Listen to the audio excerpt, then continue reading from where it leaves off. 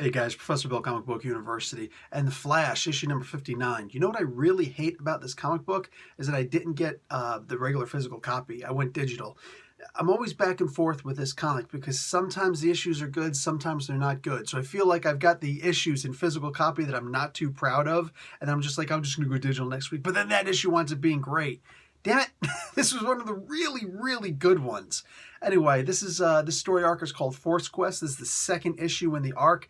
We got Joshua Williamson on scripts, on pencils, Rafa Sandoval.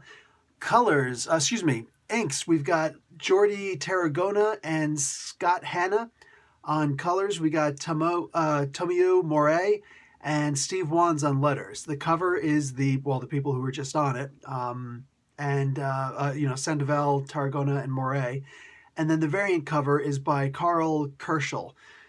Okay, so, what do you call it? The Flash is in Gorilla City. We saw that in the previous issue. And he's trying to figure out, more about the Speed Force and all that good stuff.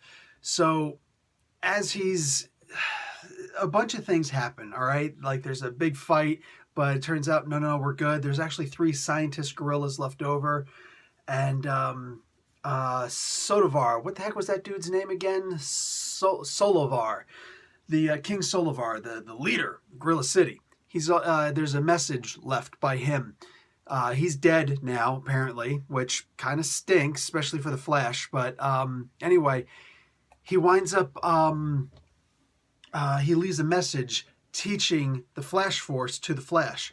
No, he does not actually learn the Speed Force in this one.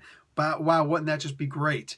Couldn't he just play it on fast forward and listen to it and just slow it down? Like, he has the ability to listen to things at a really fast rate and explain things at a really fast rate. Force users can actually, do this together. You'd figure King Slolovar would have figured all that out, right? And just be like, listen, this guy never takes time for anything. Fastest man alive can't actually take his time to do anything. Anyhow, maybe write in a book. He could speed read the damn book, right? He loves libraries. So, anyhow, Flash doesn't have time to listen to the story of the history of the Speed Force and all of the forces, for crying out loud. It all could have been figured out here. We do, however, get to see that there were avatars for each of the Speed Forces, for each of the forces, including the Speed Force. Digging on that. We've got an opportunity to see something awesome here, but I get the very distinct feeling we're going to wind up seeing Godspeed again pretty soon. Wouldn't it be awesome if he actually became the avatar of Speed? Just saying. Just saying. Okay, moving on. My personal preferences aside. A couple things happen. Those 2 French freaks show up again. They're really not that interesting to me. You know what I'm saying? They're just, like, this team is just not... It's not doing it for me. Whatever. Anyway, they show up. They're like, oh, let's kill all the rest of the apes because, we want this stuff and that stuff and all this stuff. And shut up. Just shut up. Anyhow, so, the rest of the apes wind up getting killed. There's nobody left to play this information for them. I think that they wind up beating up they saved one of the gorillas left. And we're like, give us all the information we want or we're going to kill you too. I have a feeling they got to listen to the message that King Solovar was trying to explain to the Flash. They're probably going to destroy it afterwards. Man, Barry Allen is just dumber than a brick. And I mean like a brick just sitting there, not a Speed Force brick. Just a regular old lump of brick. Just bricking out, being a brick. Anyway, brickhead. So, by the end of this, we get first off, we get a reference to Corto Maltese. That was actually, because I'm just like, okay, Corto Maltese is not a real thing. It's not a real place. I know it's not a real place. So I looked it up, and I'm like, oh, duh, of course. Frank Miller created Corto Maltese as part of his Dark Knight Returns thing, or Dark Knight, I think it was Dark Knight Returns, whatever. So that's actually one of those mythical places for DC Comics. I don't think it's even been used since then. I could be wrong, but wow. So, yay. We actually get, I love when we get to see, just something else drudged from the bag of tricks from, DC's past. So that's cool. And there's this one person, her name is Furs. Yeah, I don't speak that. I don't speak that language. I'd imagine it's Spanish, but it might be one of those Brazilian Portuguese type languages. So I honestly don't know. I honestly don't know. Anyway, so she shows up and yeah, cool. I think she's supposed to be like part of the strength force or something. We'll see.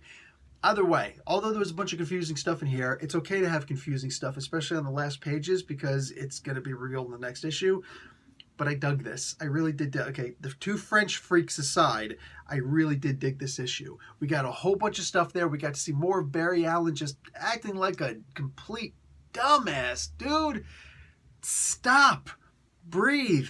Maybe, just maybe, something can actually be fixed without you needing to be the one to fix it, for crying out loud. Duh. All that aside, one of my favorite parts of this, Commander Cold. Holy crap, dude. First off, it has to be, it absolutely must be mentioned that this is a gorgeous comic book. Wow, the art on this is second to none. I would put this comic book against any comic book that's out today as far as the art is concerned. Forget about it. So that highly enhances anything that I'm about to say in the first place. Because Commander Cold's like his body language, his positions and everything like that. I mean, like when on the outset, it's this freak with a gun and a stupid parka on, right? It shouldn't work. It has no right to work. Captain Cold is kind of cool sometimes because of some of the things he does. There is nothing I don't like about Commander Cold. This guy is just, he's badass. You know what I'm saying? Like, is it weird to say that if I had to be a hero in the DC universe, I think Commander Cold would be a good option? This dude is just awesome. He's got all of his knowledge from the future. He's got plenty of baggage. Like, Stan Lee could have created this character. As far as I'm concerned, he's got so much baggage. Like, he feels like a Stan Lee creation. You know what I'm saying? I love this character, everything about this character.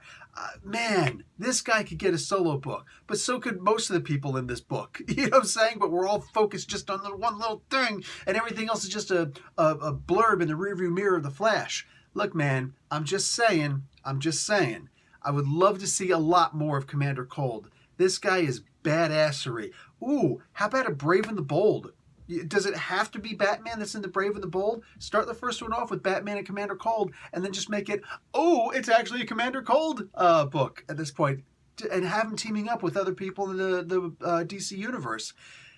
This is an awesome character. I don't know if DC realizes just what gold they have. If anybody realizes, it's Joshua Williamson. He's just like, I'm going to just give you a little taste here and there and make you addicted. Okay, I'm addicted. I need my morphine injection or something like that. This is a freaking awesome character. I'd really love to see a lot more of him. All right, I'm done. Professor Bell Comic Book University. Class dismissed.